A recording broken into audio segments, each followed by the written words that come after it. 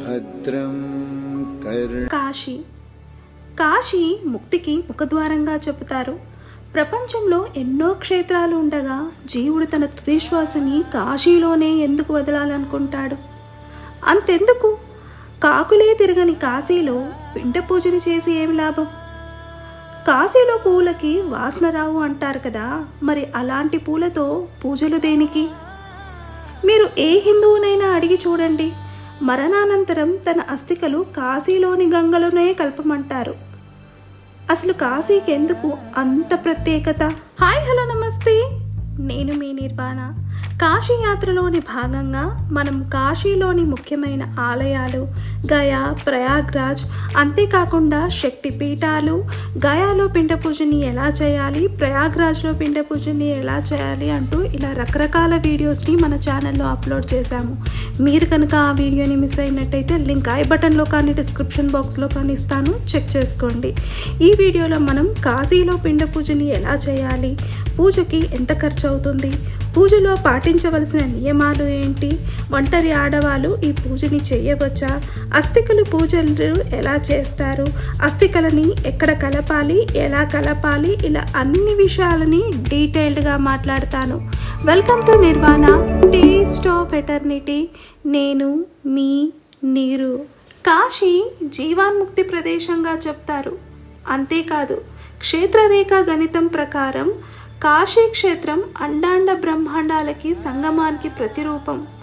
మానవ శరీరంలోని నాడుల సంఖ్యకి సమానంగా 72,000 మందిరాలు ఇక్కడ నిర్మించబడ్డాయి. కాశీలో ఉండడం అంటే విశ్వ శరీరంతో మానవ దేహం సంబంధం ఏర్పరచుకోవడం. అందుకే కాశీ వెళ్తే మనకి తిరిగి రావాలనిపించదు. కాశీలో పిండ పూజ చేయడానికి వచ్చిన వారు కూడా 9 రోజులు 9 రాత్రులు ఇక్కడ గడుపుతూ ఉంటారు. కొంతమంది 9 నెలలు, మరికొంతమంది 9 సంవత్సరాలు ఇక్కడ గడిపితే, కొందరు జీవితాంతం ఇక్కడే ఉండి శివైక్యం అయిపోతూ ఉంటారు.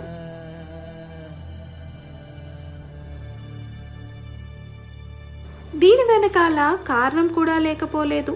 తల్లి గర్భంలో ఏ విధంగా అయితే శిశువు 9 నెలలు ఉంటాడో, అదేవిధంగా కాశీలో 9 నెలలు ఉంటే గర్భంలో వచ్చే దోషాలు పోతాయని శాస్త్రం చెబుతుంది. మన సబ్స్క్రైబర్లో ఒకరు 9 రోజులు 9 రాత్రులు కాశీలో ఎలా గడపాలో వీడియో చేయమని కోరారు.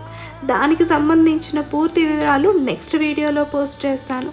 ఈ వీడియోలో కేవలం పిండ పూజ విధానం గురించి మాట్లాడుకుందాము.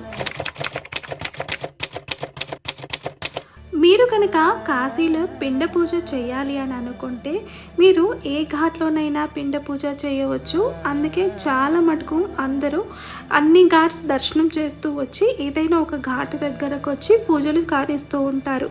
అయితే మన తెలుగువారు ఎక్కువగా చేసేది కేదార్ ఘాట్లో చేస్తూ ఉంటారు. అందుకే దశశ్మేధ ఘాట్ తర్వాత ఎక్కువగా కేదార్ ఘాట్లో తెలుగువారు కనిపిస్తూ ఉంటారు.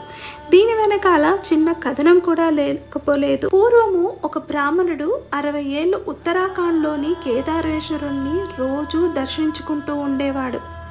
ఇక చివరి రోజులు రాగానే కాశీలో గడపాలని, కాశీలో మరణించాలని కాశీకి చేరుకుంటాడు.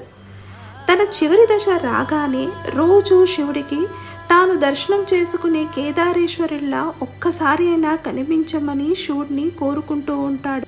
అతని భక్తికి మెచ్చిన శివుడు కేదారేశ్వరుడుగా స్వయంభుగా వెలిసి తనకి దర్శనమిస్తాడు. అంతేకాదు, ఆనాటి నుండి ఈనాటి వరకు దాన్ని కేదార్ ఘాట్గా పిలుస్తారు. అంతేకాదు, ఇక్కడ గౌరీదేవి కూడా కేదారేశ్వరుడిని పూజించేదని కూడా చెప్తారు. దానికి సాక్ష్యంగా ఇక్కడ గౌరీ కుండుందంటూ ఇక్కడున్నవారు చెబుతున్నారు. కేదార్కి వెళ్ళి దర్శించుకుంటే ఏ పుణ్యం వస్తుందో కాశీలో ఉన్న ఈ కేదారేశ్వరుని దర్శిస్తే 7 రెట్ల పుణ్యం వస్తుందని ఇక్కడున్న స్థానికులు చెబుతున్నారు. మీరు గంగలో స్నానం చేసుకున్న తర్వాత అదే మడిబట్టలతో వచ్చి మీరు పూజలో కూర్చుంటారు.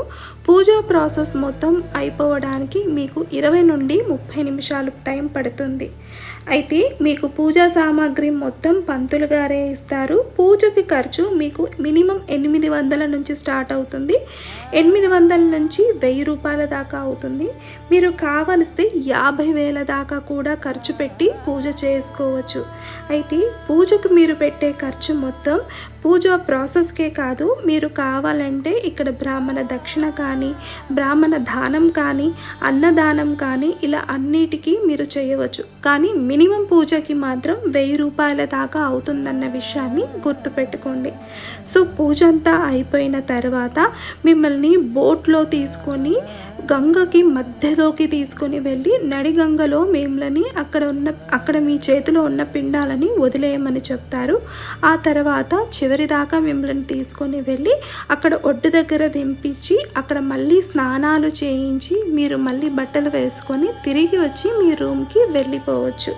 సో ఈ పూజా ప్రాసెస్ అంతా అయిపోవడానికి మీకు సుమారుగా 30 నిమిషాల నుంచి 40 నిమిషాల టైం పడుతుంది. చాలామంది ఆడవాళ్ళు కూడా పిండ పూజ చెయ్యవచ్చా అని అడుగుతూ ఉంటారు. అయితే మన సనాతన ధర్మం ప్రకారం ఆడవాళ్ళు పిండ పూజలో కూర్చోకూడదు అని చెప్తారు. కాబట్టి ఆడవాళ్ళు పిండ పూజ చెయ్యలేరు. కాబట్టి మీరు చనిపోయిన వాళ్ళ పేరిట వాళ్ళ గోత్రనామాలు చదివి పంతులు గారికి దక్షిణ ఇస్తే పంతులు గారు ఆ పూజని చేసి పూజా ఫలితాన్ని మీకు ఇస్తారన్న విషయాన్ని గుర్తుపెట్టుకోండి. ఇక్కడ మరొక విషయం గుర్తుపెట్టుకోవాలి. ఒకవేళ ఆడవారికి కొడుకులు కానీ భర్త కానీ లేని వాళ్ళు అయితే అటువంటి ఆడవారు కూర్చొని పిండ పూజని చేయవచ్చు అని ఇక్కడున్న బ్రాహ్మణులు చెబుతున్నారు. వీడియో స్టార్టింగ్లో కాకులు కూడా లేని కాశీలో పిండ పూజలు చేస్తాము ఎందుకు అని అడిగాను, గుర్తుందా? కాశీలో పిండ పూజ చేసిన తర్వాత మనము పిండాలని గంగా నదిలో కలుపుతాము. అంతేకాదు అస్థికలను కూడా గంగలో కలుపుతాము.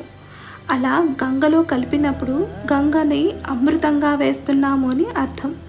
అంతేకాదు గంగలో ఎన్ని రోజులైతే ఈ అస్థికలు ఉంటాయో అన్ని రోజులు చనిపోయిన వారు కైలాసంలో ఉంటారని నమ్ముతారు. అందుకే ఏ హిందువు అయినా తాను చనిపోయిన తర్వాత తన అస్థికలు గంగలో, అది కూడా కాశీలోనే కలపాలి అని అనుకుంటారు. నన్ను చాలామంది కాశీలో మాత్రమే పిండ పూజ చేస్తే సరిపోతుందా, లేకపోతే గయా ప్రయాగ్రాజ్లో కూడా చేయాలా అని అడుగుతూ ఉంటారు. ఏ స్థానానికి ఆ ప్రత్యేకత ఉంటుంది. మీరు కాశీ, గయా, ప్రయాగ్రాజ్లో చేయడం వల్ల చనిపోయిన వాళ్ళకి అంత పుణ్య ఫలితం దక్కుతుంది అని అర్థం. నెక్స్ట్ మనం ఇక్కడ పూజలో పాటించవలసిన నియమాలు ఏంటో మాట్లాడుకుందాము.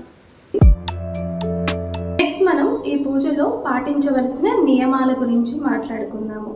సో ఇంతకుముందు మాట్లాడుకున్నట్టు, లేకపోతే మనం నార్మల్గా ఎక్కడైనా సరే పిండ పూజ చేసినప్పుడు మనం ఏవైతే నియమాలు పాటిస్తామో మ్యాక్సిమం అలాంటి ఏ నియమాలు అయితే ఇక్కడ లేవు.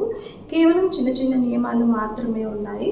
మనము ఫస్ట్ ఏంటంటే నార్మల్గా ఎక్కడైనా సరే పిండ పూజ చేసినప్పుడు ఫస్ట్ మనం స్నానం చేసుకొని వెళ్ళి పిండ పూజ చేసుకొని మళ్ళీ వచ్చి స్నానం చేసుకొని మళ్ళీ గుడికి వెళ్తాము. సో ఇక్కడైతే అలా ఏమీ ఉండదు. నెక్స్ట్ ఇక్కడ పూజ చేసుకున్న తర్వాత మళ్ళీ ఎక్కడికైనా వెళ్ళవచ్చా? ఎస్, మనము పూజ చేసుకున్న తర్వాత ఎక్కడికైనా వెళ్ళవచ్చు. ఎలాంటి ఏ నియమాలు లేవు. డైరెక్ట్ ఇంటికే రావాలి అన్న నియమాలు ఏమీ లేవు.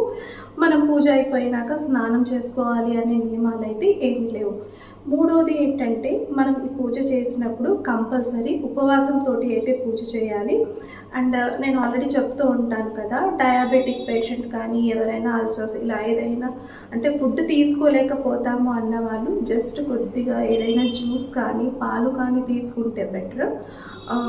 కాకపోతే ఏంటంటే వండిన పదార్థాలు తినకూడదు. పిండ పూజ చేసేటప్పుడు వండిన పదార్థాలు తినకూడదు అని చెప్తూ ఉంటారు. సో మ్యాక్సిమం కడుపు ఖాళీగా పెట్టుకొని పూజ చేయండి. నెక్స్ట్ ఇంకో విషయం ఏంటంటే పూజ చేసిన తర్వాత బట్టల్ని వదిలేయాలా అని కూడా అడుగుతూ ఉంటారు. అలా ఏమీ లేదు. పూజ చేసిన తర్వాత మళ్ళీ మనం బట్టలు తీసుకొచ్చుకొని ఇంట్లో ఉతుక్కొని మళ్ళీ వేసుకోవచ్చు, ఇలా వదిలేసేది లేదు. అండ్ ఇంకోటి ఏంటంటే కంపల్సరీ బ్రహ్మచర్యం అయితే పాటించాలి ఆ ఒక్కరోజు. అండ్ ఇంకో విషయము చాలామంది అడుగుతూ ఉంటారు, మళ్ళీ ఈ ఉల్లిపాయ ఎల్లిపాయ వదిలేయాలా ఇవన్నీసి. సో ఈ పూజకైతే ఇలాంటి నియమాలు అయితే నాకేమీ చెప్పలేదు. సో మీరు అన్నీ తినేయవచ్చు, అలా ఏం లేదు. జస్ట్ ఆ పూజ చేసిన రోజు మాత్రం కొన్ని నియమాలను అయితే మాత్రం పాటించండి. కూటి కొరకు కోటి విద్యలు అన్న మాట ఎంత నిజమో, ముక్తికి మోక్షానికి కూడా మార్గాలు ఎన్నో అన్న మాట అంతే నిజం. మీరు ఎంత దేవీ దేవతలకి పూజ చేసినా మీరు చేసిన పూజా ఫలితం దేవతలు మీ పితృలోకానికి చేరుస్తారు. పితృలోకంలో ఉన్న మీ పెద్దలు మీ వంశం వాడు ఎంత కోరికతో ఈ పూజ చేస్తున్నాడో అని ఆ కోరికని ధర్మబద్ధం అయితే అతన్ని తీర్చమని చెబుతారట. మీ వల్ల మీ పెద్దలు సంతోషంగా ఉంటేనే మీ పనులు ఎటువంటి ఆటంకాలు లేకుండా మీ పనులు జరుగుతాయని చెబుతుంటారు. అంతేకాదు, సంవత్సరంలో మనం పెట్టే పిండ ప్రదానాలు, తిలతర్పణాలు, వారికి సమర్పించే పూజా కార్యక్రమాలు వారు ఏ లోకంలో ఉన్నా ఇబ్బందులు పడకుండా చేస్తాయని, వాళ్ళకి ఉపశమనం కలిగిస్తాయని చెబుతారు. ఒకవేళ భోగ శరీరంతో వాళ్ళు ఉంటే ఆ పుణ్య ఫలితం రెట్టింపుతో తిరిగి మనకి ఇస్తారని కూడా చెబుతారు. పితృలోకంలో ఉన్న మీ పెద్దలు సంతోషంగా ఉంటేనే మీరు కింద రెట్టింపు సంతోషంగా ఉంటారు అన్న విషయాన్ని గుర్తుంచుకోండి. మా వీడియోస్ పైన మీ అమూల్యమైన అభిప్రాయాలని కమెంట్ రూపంలో చెప్పడం మర్చిపోవద్దు. మా వీడియోస్ కనుక మీకు నచ్చినట్టయితే లైక్, షేర్ అండ్ సబ్స్క్రైబ్ చేయండి. మరో కొత్త వీడియోతో మళ్ళీ కలుద్దాం. అంతవరకు సెలవు.